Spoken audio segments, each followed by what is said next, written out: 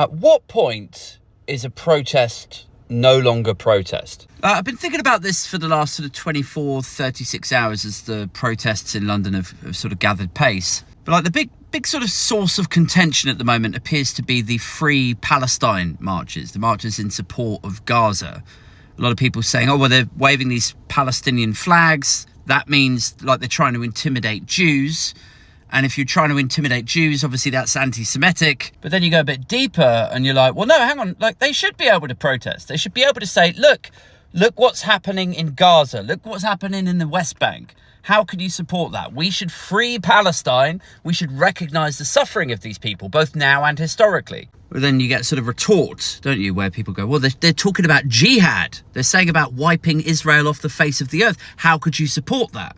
And then I'm like, okay, well, why don't we rewind like 2 months, 3 months? This was the Home Secretary, Suella Braverman, saying that the right to freedom of speech should be prioritised over taking offence. So you could definitely make the case that even if they do say pro-jihad, get rid of Israel, they have their right to say that, no?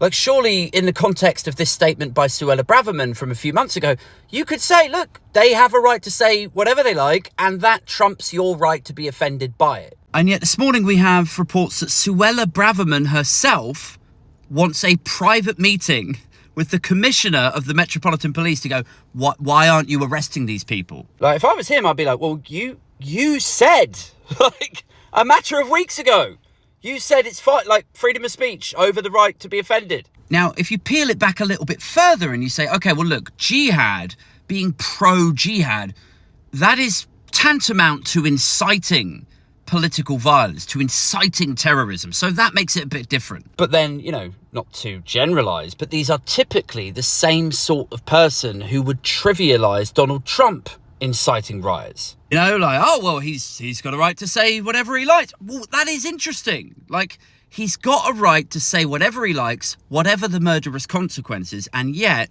in the same breath, the people who walk around Trafalgar Square with a Palestinian flag, they can't say jihad. Like, which is it for you?